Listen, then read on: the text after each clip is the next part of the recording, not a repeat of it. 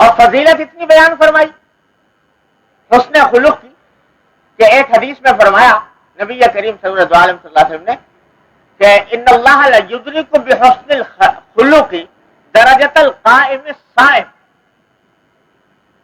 کہ اگر کسی انسان کے اخلاق درست ہوں، اچھے ہوں اخلاق، تو وہ اس سے اس شخص کا درجہ پا لیتا ہے جو ساری عمر روزہ رکھے اور ہر رات ساری رات عبادت کرے، ساری رات عبادت میں مشغول رہتا ہے اور دن میں روزہ رکھتا ہے. بتاؤ کتنی زبردست عبادت کر رہا ہے وہ شخص. اس کا جو درجہ ہے انسان وہ حاصل کر سکتا ہے حسن خلق سے، اپنے اخلاق کو درست کریں. اتنی بڑی فضیلت نبی کریم سرور عالم صلی اللہ علیہ وسلم نے بیان فرمائی حسن الخلق. اور ایک صحابی نے پوچھا کہ یا رسول اللہ بر کیا ہے؟ بر کے معنی نیکی جسے اردو میں کہتے ہیں. قرآن کریم میں جگہ جگہ بر کی تاکید آئی ہے کہ نیکی کرو. تو پوچھا کہ نیکی کیا چیز ہوتی ہے؟ تو حضرت صلی اللہ علیہ وسلم فرمایا البر حسن الخلق. نیکی نام ہے اخلاق کی اچھائی کا. اخلاق اچھا ہو تو مانا ہے کہ نیکی کا مقام حاصل ہو گیا. تو غرض اتنی فضیلتیں احادیث میں بیان فرمائی ہیں نبی کریم صلی اللہ علیہ وسلم نے اس کی حسن اخلاق کی کہ جس کا کچھ ٹھکانہ نہیں. احادیث جمع کی جائیں تو پوری کتاب بن جائے. ایک حدیث میں فرمایا کہ اکمل المؤمنین ایمانا احسنهم خلقا، کہ سارے مومنوں میں سب سے زیادہ مکمل ایمان اس کا ہے جس کے اخلاق اچھے ہیں. تو یہ ساری تاکیدات، ساری ترغیبات قرآن و حدیث کے اندر آئی ہیں اخلاق کی درستی کی، اخلاق کو بہتر بنانے. لیکن جیسا میں نے عرض کیا کہ اس کا مطلب صرف اتنا نہیں ہے کہ آدمی کا خندہ پیشانی سے کسی سے ملاقات کر لے، مسکرا لے ملتے وقت. صرف اتنی بات خوش اخلاقی کے لیے کافی نہیں ہوتی، بلکہ اگر کوئی آدمی اس لیے دوسروں سے ملتا ہے خوش اخلاقی کے ساتھ تاکہ اپنی قدر و منزلت دو لوگوں کے دلوں میں بٹھا دے، تو یہ خوش اخلاقی نہیں ہے، یہ بد اخلاقی ہے.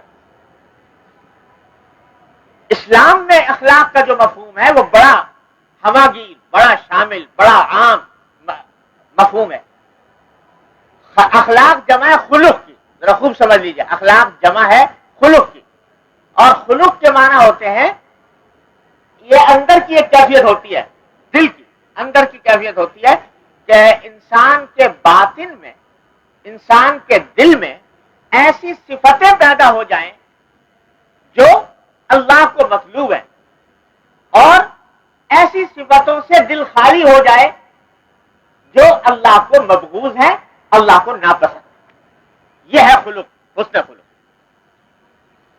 چنانچہ یہ حسن خلق جو ہے یہ ہمارے ہاتھ پاؤں کا کام نہیں، چہرے بشرے کا کام نہیں.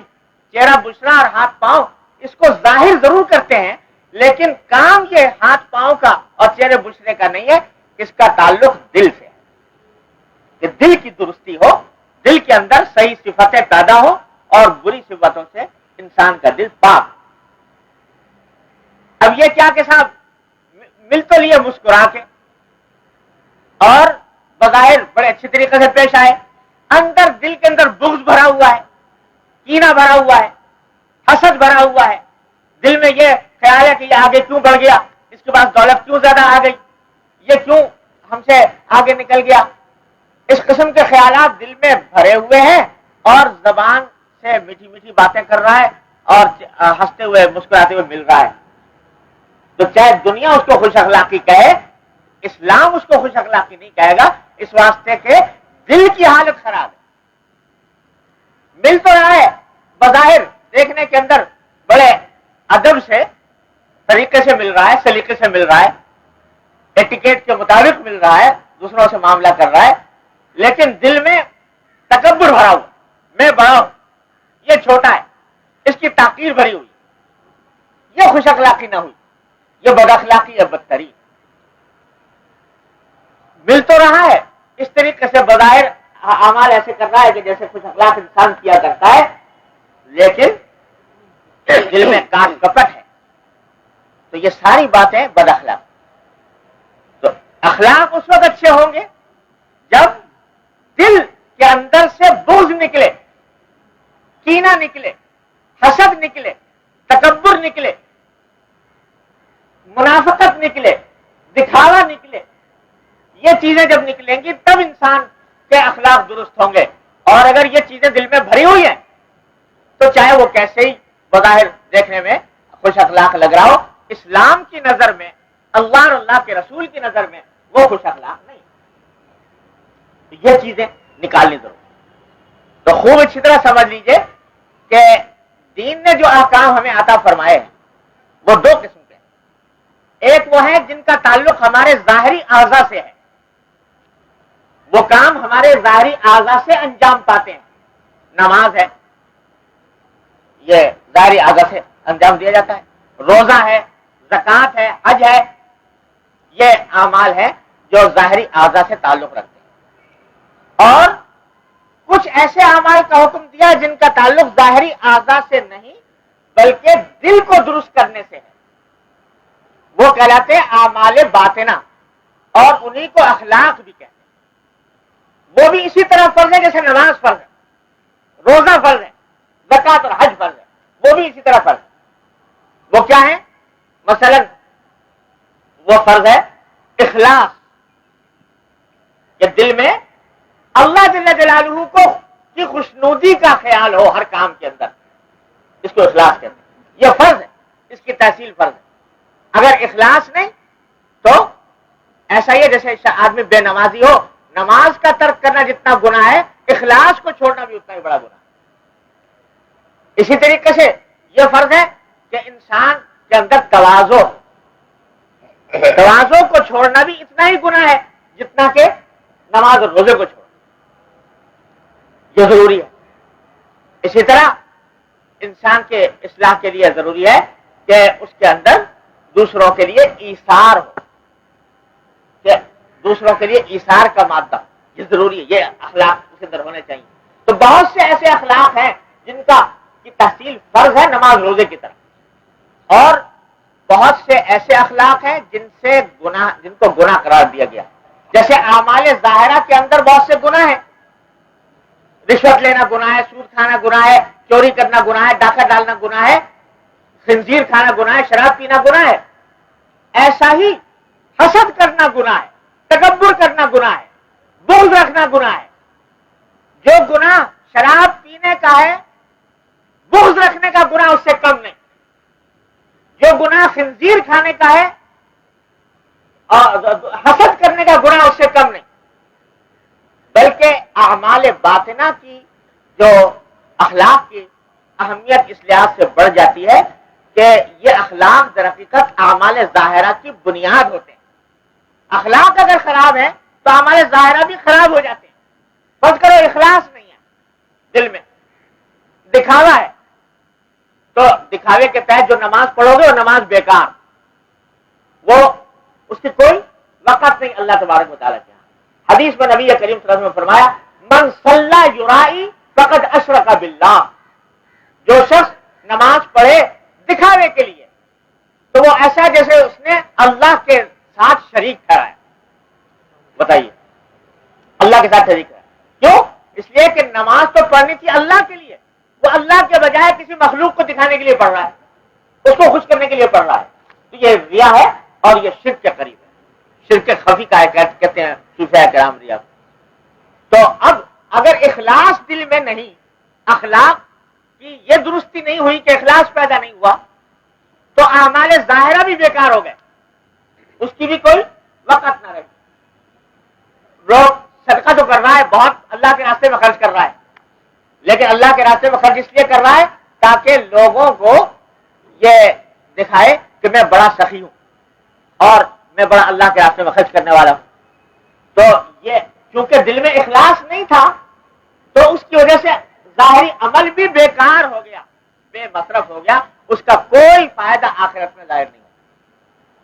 اس لیے اعمال باطنہ کی درستی اعمال ظاہرہ کی درستی کے لیے بھی موقوف علیہ ہے، ضروری ہے. اس کے بغیر اعمال ظاہرہ بھی درستی ہے. تو یہ جو تصوف کہلاتا ہے، تصوف کا نام آپ نے بہت سنا ہوگا.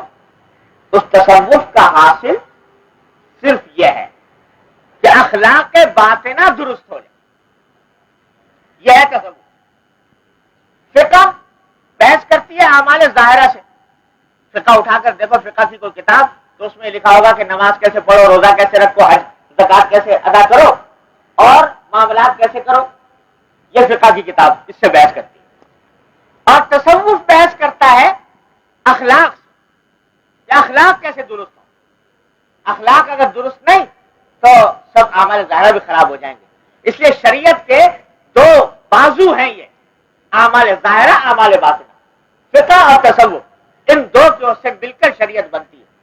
اگر ایک حصہ بھی چھوٹ جائے تو گمراہی کا راستہ کھل جاتا ہے. تو اب یہ جتنے صوفیاء کرام تشریف لائے, اللہ تعالیٰ نے ان کے ذریعے کام لیا, وہ یہی کرنے آتے ہیں کہ اخلاق باطنہ کی درستی. کیونکہ حضور اقدس صلی اللہ علیہ وسلم کے تشریف آوری کا ایک بنیادی مقصد تھا تزکیہ, اعمال اخلاق کو پاکیزہ بنانا. تو یہ حضرات ان انبیاء کے وارث ہوتے ہیں, نبی کریم صلی اللہ علیہ وسلم کے وارث ہوتے ہیں.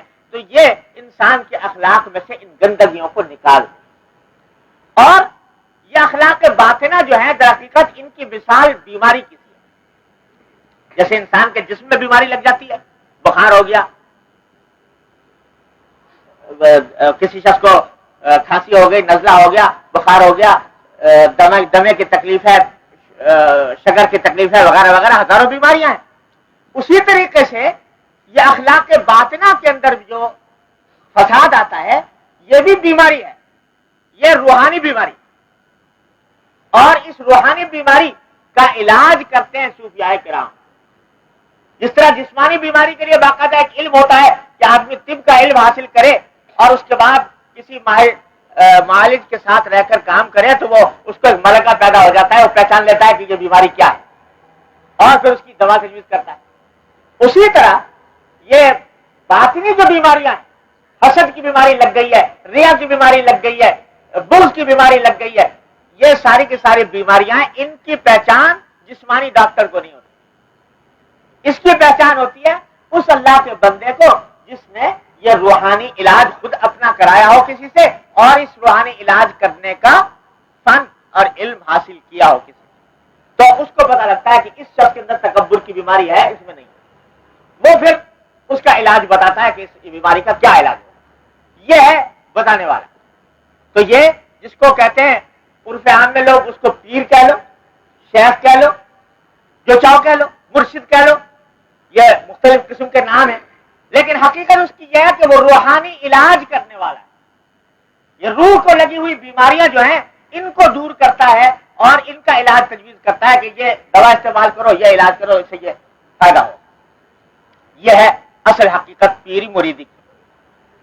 اور روحانی علاج اصل میں یہ ہے, آج کل پتہ نہیں لوگوں نے روحانی علاج نام رکھ لیا یہ عملیات کا اور تعویذ گنڈوں کا, کہ بہت بورڈ لگے رہتے ہیں جگہ جگہ روحانی علاج کرنے والے.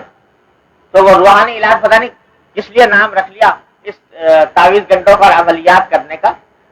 حقیقت میں روحانی علاج یہ ہے کہ روح کو لگی ہوئی بیماریاں یہ کیسے دور ہوں اور اس کا طریقہ کیا ہو, یہ بتاتا ہے کون؟ یہ روحانی علاج کرنے والا, جس کو آپ اردو میں پیر کہہ لیجیے, مرشد کہہ لیجیے, شیخ کہہ لیجیے, جو چاہے کہہ لیجیے.